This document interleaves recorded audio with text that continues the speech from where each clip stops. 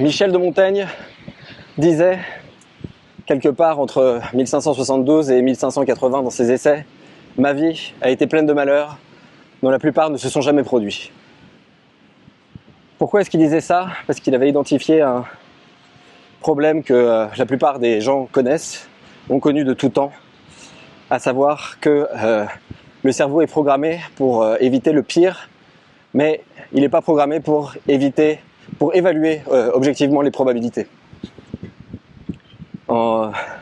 Déjà dans l'Antiquité, on te disait il n'y a plus de jeunesse, tout fout le camp. Après, tu as eu l'an 1000, où le retour de Jésus présageait un retour de l'Apocalypse. Beaucoup se disaient que c'était foutu, cette fois c'était foutu. Après, ça a été le bug de l'an 2000, plus proche de nous. Le bug de l'an 2000, on a pensé que tous les ordinateurs allaient se remettre à zéro, que plus rien n'allait être contrôlé, les centrales, le système financier, tout était foutu.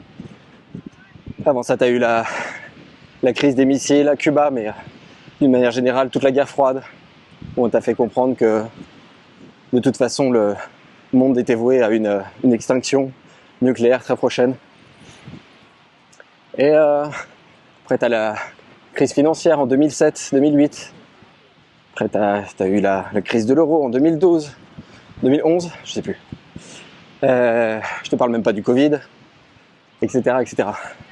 D'ailleurs, j'ai vu un documentaire hier un reportage de l'INA de 1971 d'un Claude Loriot, chercheur au CNRS, qui te faisait un exposé à la télévision sur le fait que c'était quand même complètement normal les alternances de périodes froides, de périodes chaudes. Alors il te les faisait d'abord sur 150 000 ans pour t'expliquer que vers moins 10 000, moins 15 000, tu avais une montée des eaux de 120 mètres parce que le climat s'était réchauffé et que depuis on était simplement retourné à un état d'il y a 150 000 ans et que c'était un cycle et que dans ces cycles tu avais des mini-cycles et notamment il avait inventé c'était via le système qu'il avait inventé d'aller prendre des carottes glaciaires, d'aller repérer en fonction des petites bulles de CO2 je crois à l'intérieur. Il pouvait dire quelle température il faisait grosso modo à l'époque et pourquoi. Et là où c'est drôle, c'est qu'il traçait le trait de la prolongation logique des aires de réchauffement et de refroidissement alternatifs. Et évidemment, il disait il fait un peu froid. En 1971, il va faire froid pendant encore 10-20 ans. Et puis après, ça va se réchauffer. Et puis, on va commencer à avoir un peu chaud en 2020. Voilà. Et d'ailleurs, il disait pas il va faire un peu chaud, il va dire il va faire meilleur. Parce qu'il disait il fait pas très bon quand il fait froid et il fait bon quand il fait les températures qu'on a actuellement. Je sais pas si c'est exactement les températures qu'on a actuellement, je veux pas déformer son propos, mais en tout cas, c'était évidemment repris par tous les complotistes de France et de Navarre en disant regardez, on nous cache tout, on nous dit rien, aujourd'hui il dit ça, il se prend 500 000 € d'amende, blablabla. Mais en fait, il était quand même inquiété par le réchauffement climatique, mais pas au point où étaient inquiets les Haroun Tazieff et les autres scientifiques de l'époque, et sans doute pas au point où il le serait aujourd'hui. Voilà, enfin, il n'est plus là pour en témoigner parce que je crois qu'il est mort en 2019. Pardon pour la parenthèse. Mais ce qui est vrai, c'est que ce serait interdit aujourd'hui de faire ce genre de documentaire parce qu'on veut quand même du catastrophisme. T'avais, je sais plus quand j'avais repéré que le générique de TF1 de l'époque, alors je sais pas s'il a changé parce que ça fait quelques années que j'ai pas regardé le journal de TF1, ni quelque journal que ce soit d'ailleurs, de 20h, mais c'était la musique des Dents de la Mer en fait, déformée, l'introduction du générique. Ce qui en dit suffisamment Medium is Message sur ce qui était censé véhiculer le journal de 20h en termes de joie de vivre. Mais les médias, l'actualité, l'urgence étant devenue permanent, ça amplifie encore la perception du danger et ça contribue au fait que tout le monde soit flippé. C'est transmis par l'école, par la famille, dans le monde du travail, dans le monde social d'une manière générale. Et la question, ça devient un petit peu... en tout cas, ce que moi j'ai trouvé pour pas trop m'embêter avec ça, c'est de me poser la question du pire scénario possible. Quel est le pire scénario envisageable?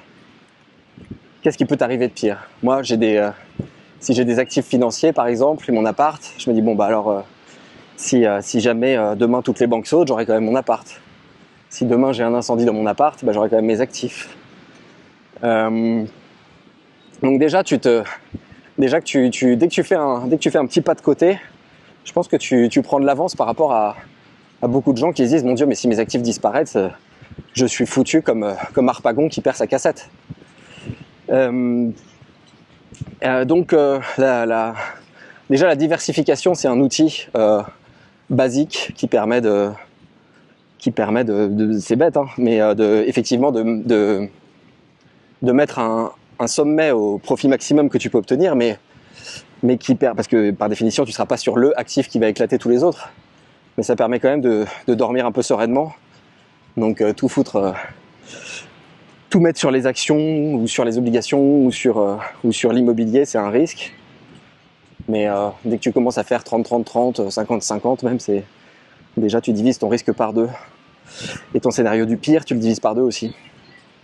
Donc c'est quoi le bottom line de tout ça? C'est que le monde a jamais été prétendument aussi risqué qu'il ne l'est aujourd'hui, avec le réchauffement climatique, les guerres, la pollution, la dette mondiale qui s'accumule, le remplacement par l'IA de tout le monde, tous les travailleurs, tout ça, enfin j'en passe et des meilleurs.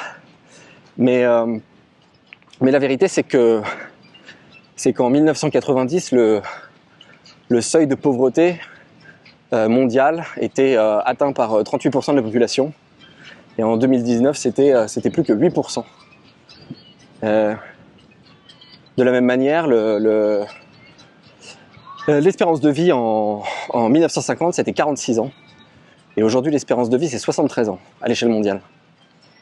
Donc en fait si en tout cas tu fais partie de ceux qui pensent que le monde va plus mal aujourd'hui et qu'on court à la catastrophe, c'est quand même ignorer ces réalités de base, qui est que la fameuse anthropocène dans laquelle nous vivons, c'est aussi quelque chose qui s'accompagne d'un progrès de l'humanité tel qu'on n'en a jamais connu. Donc une autre raison pour laquelle ça m'a travaillé un peu cette histoire des pires catastrophes qui vont se produire, mais qui vont avant tout se produire dans ma tête, dont parlait Montaigne, c'est que un des freins principaux qu'on se donne, c'est le frein qui consiste à considérer que on n'y arrivera pas parce qu'on n'a pas le talent inné dans tel ou tel domaine qui va nous permettre d'arriver à quelque chose, parce qu'on n'a pas été bon tout de suite dès l'instant où on a commencé. Et en face, on voit des gens qui ont commencé et qui, eux, ont été bons tout de suite, et que comme ils ont commencé et ils ont été bons tout de suite et que nous, on l'est pas, on va se renforcer dans l'idée qu'on va jamais y arriver. Généralement, ceux chargés de te juger, les profs, vont te renforcer dans l'idée que tu vas jamais y arriver. Et parce qu'ils vont préférer, même pas par méchanceté, mais parce qu'ils vont simplement préférer les meilleurs. Et donc, t'as toute une partie de la population qui n'est pas bénie par des facilités, quelles qu'elles soient, qui va rester dans le monde de la catastrophe où elle n'y arrivera jamais. Simplement à cause de ça. Parce que la vérité, c'est que tout le monde peut progresser. C'est qu'une question de travail, d'adaptabilité et d'orientation de ses efforts vers le progrès. Parce que tu as aussi des gens qui commencent à travailler, qui pensent qu'ils font des efforts, qui pensent qu'ils font des répétitions qui sont supposées les faire progresser, mais qui progressent pas assez. Et en fait, c'est parce que leur progression n'est pas orientée de la bonne manière. C'est-à-dire qu'à chaque fois que c'est possible, il faut identifier ses faiblesses, travailler spécifiquement ses faiblesses, faire un effort délibéré de progresser sur tel aspect dont on a identifié que c'était particulièrement ça qui pêchait, et il faut faire tel ou tel type d'exercice pour atténuer cette faiblesse. Et si tu fais ça, eh ben, tu vas être capable de progresser quel que soit ton niveau en fait. Parce que généralement tu commences en étant Tu commences en étant faible, assez rapidement tu vas atteindre un certain niveau et puis tu vas atteindre un plateau et tu vas abandonner parce que tu te diras que ce plateau c'est ton niveau en fait et que tu pourras jamais le dépasser. Alors qu'en fait il faut simplement trouver les moyens de contourner ces blocages. Voilà. Donc le pire est-il certain? Il l'est à une échelle suffisamment longue. Le soleil va s'éteindre et ton existence individuelle, à moins que tu fasses partie des happy few qui sont en train de se faire des cœurs en batterie, ton cœur va s'éteindre assez rapidement. Donc le but du jeu, c'est d'essayer de ne pas se laisser handicaper par cette réalité et de vivre le mieux possible en contrôlant le mieux possible les peurs des problèmes qui n'arriveront jamais. Voilà, c'est la pensée du jour.